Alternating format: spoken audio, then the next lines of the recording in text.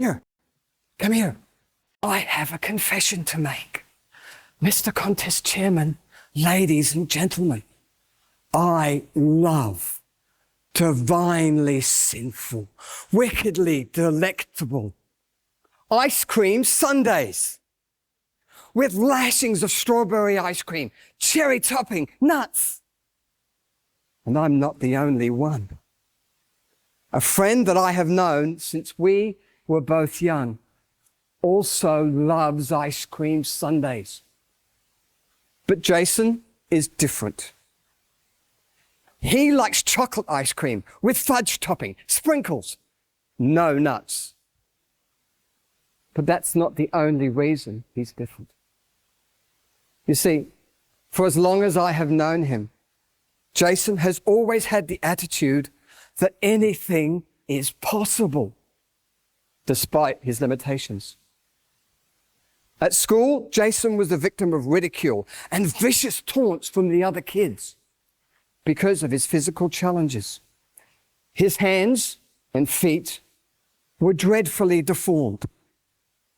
For Jason, being in the school's cricket team or the rugby side was out of the question. But he never let those physical challenges stop him from patting me on the back when I made our school's rugby side. Many years later, on one particular Sunday, the day, not the dessert, I got a call from Jason. He asked me if I would take him to the hospital.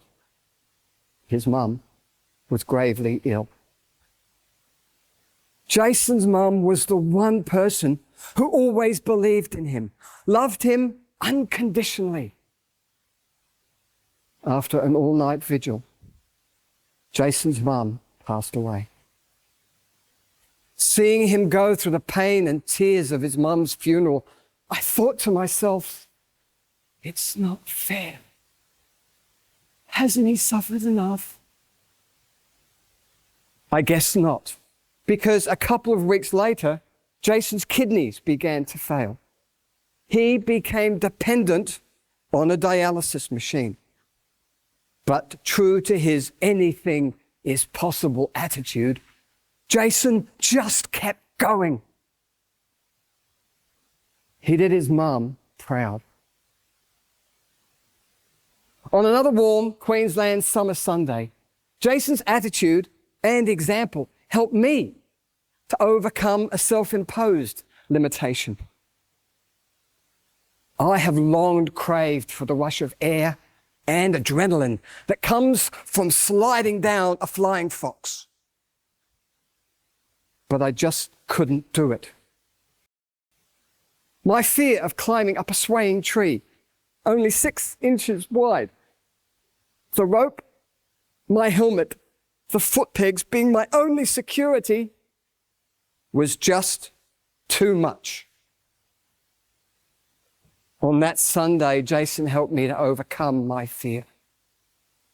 "Come on, mate," he said. "I'll go first." You should have heard the yell as he jumped off the tree. My turn came soon enough, and I shakingly, tentatively climbed up. Scary enough. I looked down. From that height, not a smart move. From the top of the tree, I plucked up the courage and I jumped off. Oh! The yell would have made Tarzan jealous. Jason met me at the bottom. He patted me on the back again and said, "Well done, mate. I knew you could do it." Oh, I was so excited. I couldn't wait to do it again. So we made plans for another Sunday. When that day arrived, I got another call from Jason. He asked me if I would take him to the hospital again. But this time it wasn't for a relative. This time it was for him. A kidney had become available for his transplant. The flying fox adventure would have to wait. When we arrived at the hospital, Jason was shown to his bed. The ashen colour of his face, his quiet demeanour, conveyed to me his dread. As I drove home that night, it struck me that in the next 48 hours, this world could lose a real source of inspiration. His wife could lose her soulmate. I could lose a friend and fellow ice cream lover. As you can imagine, I got very little sleep that night. The next afternoon, I raced down to the hospital. Jason's recovery was nothing short of miraculous. I walked in and there he was, sitting up in bed, a smile from ear to ear. He even asked the nurses for a chocolate sundae. Last Sunday, Jason, his wife, and I went out to our favourite ice cream parlour. We had the most divinely sinful, wickedly delectable ice cream sundaes. His was chocolate, mine strawberry with nuts.